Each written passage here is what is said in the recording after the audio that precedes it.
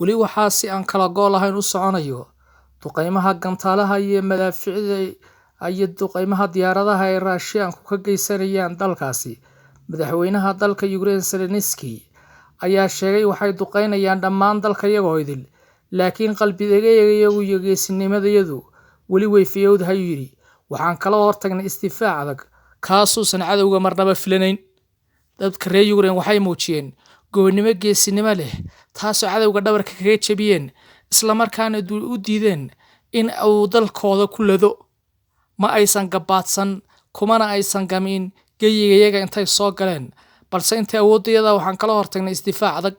Burburka iyo sawaariikhda iyo gantaalada ay Ruushku sida arxandarrada u ridayaan ayaa keenay barakac ballaaran, taasoo bulshada nabadda ku noolayd ay noqotay kuwo waxay aagahaasi dhibaato badan soo gaadho. Dhanka kalena waxaa jira burburka loo geysanayo ciidamada iyo qalabka laga qabsanayo Ruushka ayaa sii kordhaya marba mar ka dambeeyo. Ruushka ayaa isku dayo inay qabsadaan goobo badan iyo magaalooyin badan, balse ilaa maalintii ay soo duuleen ma jiro meel la daawan karo ay si buuxa gacanta ugu dhigeen.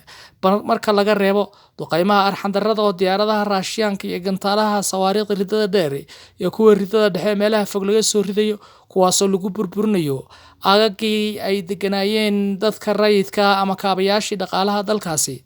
Waxaa kaloo jiro in da'yartu ay u istaageen difaaca dalkooda. Waxaad arkaysaa dhalinyarada oo si isku duubni iyo kalsooni leh ugu istaagayaan sidii ay u samata bixin lahaayeen xilli uu dadkooda iyo dalkoodaba u baahan yahay wax difaaco. Waxaa jiro dad dhalinyaro oo aad u fara badan kuwaas oo ka qayb gelayo isla markaana xiranaya diriiska ciidanka si ay dadkooda u difaacaan. Qaybo ka mid ah ciidamadii dhalinyaradaasi da'yartahay ayaa sida muuqaalka inaga muuqato waxay yimaadeen goobihii lagu diiwaangelinayay, isla markaana waxaa lagu wareejinayaa qayb ka mid ah. Inantan oo la weydiiyay ayaa waxay sheegtay inaysan iyadu aqoon karti ciidan aysan lahayn, balse ay tahay xilligan inay muqadas tahay inay u istaagto dadkooda iyo dalkeeda. Ma ahan in guryaha iyagana loogu yimaado na la kufsado, balse waa in cadow ka hortagna. Dhalinyarada ayaa agabka militariga, agabka caafimaadka iyo qaybaha kala duwan ee ciidamadu u baahan yihiin la garab istaagaya iyagoo qaadayo qof walba xirfadiisa ku taageeraya ciidamada. Dhanka kale waxaa jirta rag iyaguna dhalinyaro ah iyo kuwa da'dhaxa ah kuwaasoo u taagan sida ay garab istaagi lahaayeen ciidamadooda difaaca.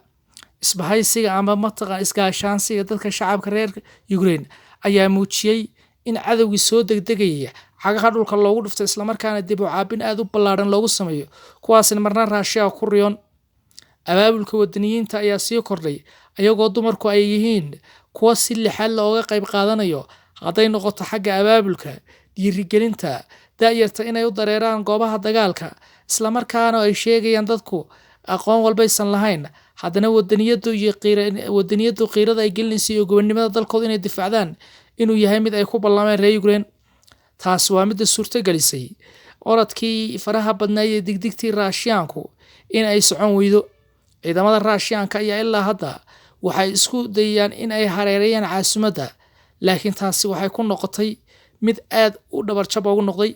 Waxa ugu dambeeyay magaalada Borovai ayaa ahayd maalintii shalay ahayd meeshii lagu burburiyay, isla markaana khasaare baaxad leh loogu geystay kadib duqeymo dhanka madaafiicda iyo diyaaradaha yaryar aan duuliyaha lahayn markii lagala hortagay. Ruushka ayaa u muuqdo kuwa cadhada ay ka qaadeen iska difaaca shacabku in ay bilaabeen duqeymaha sawaariikhda ridada dheer iyo gantaalaha, kuwaasoo goobo fog uga soo ridayaan.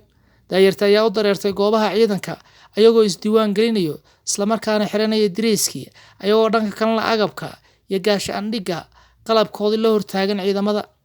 Shacabka ayaa loo bilaabay tababaro goos ah kaas ayay u sameynayaan siday cadowga uga hortagi lahaayeen, halka kuwa kalena ay diyaarinayaan cuntadii ay wadaniyiinta dalka difaacaya ay sameynayaan. Dadka reer Ukraine ayaa isku qaybiyay qaybo kala duwan taasoo u suurto gelisay inay cagaha dhulka ugu dhuftaan cadowga Ruushka ay soo duulay. Da'yar waxaad arkaysaa qoryaha la taagan banaanada